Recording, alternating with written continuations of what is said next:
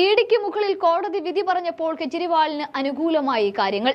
മുടന്തൻ ന്യായങ്ങൾ പറഞ്ഞ് കെജ്രിവാൾ ചോദ്യം ചെയ്യലിൽ നിന്ന് മനഃപൂർവ്വം ഒഴിഞ്ഞു മാറുകയാണെന്നും ഇഡി പരാതി പറഞ്ഞുവെങ്കിലും രക്ഷയൊന്നും ഉണ്ടായില്ല എന്ന് മാത്രമല്ല, പകരം കെജ്രിവാളിന് ഒന്ന് ചിരിക്കാൻ വകയുണ്ടാവുകയും ചെയ്തു.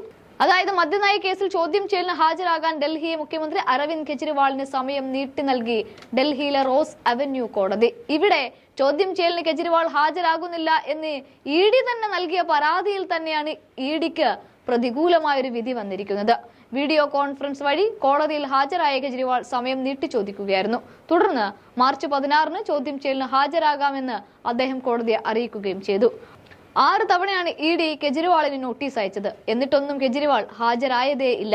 ഇവിടെ ഇഡി പറയുന്നത് കെജ്രിവാളിനെ പോലെ ഒരു പൊതുപ്രവർത്തകൻ നിയമം അനുസരിക്കാതിരുന്നാൽ അത് പാർട്ടി പ്രവർത്തകർ ഉൾപ്പെടെ സാധാരണക്കാരെ തെറ്റായി സ്വാധീനിക്കുമെന്നാണ്. പക്ഷേ എന്തോ BJPയിലെ ഉയർന്ന പ്രവർത്തകരെ ഇഡി കാണാതെ പോകുന്നതിൽ സാധാരണക്കാരായ ജനങ്ങൾ എങ്ങനെ സ്വാധീനിക്കുമെന്ന് ഇഡിക്ക് അറിവൊന്നുമില്ല എന്ന് തോന്നുന്നു. ഇവിടെ ഫെബ്രുവരി 16-ന് ഹാജരാകണമെന്ന 6ാമത്തെ നോട്ടീസ് കിട്ടിയതിനു ശേഷം കെജ്രിവാൾ വിശ്വാസ പ്രമേയവുമായി രംഗത്ത് വന്നു. ഇത് 2ാം തവണയാണ് കെജ്രിവാൾ സഭയിൽ വിശ്വാസ വോട്ട് തേടുന്നത്. 70 അംഗ നിയമസഭയിൽ AAPക്ക് 62 MLAമാരാണുള്ളത്. ബാക്കി 8 BJPക്കാണ്.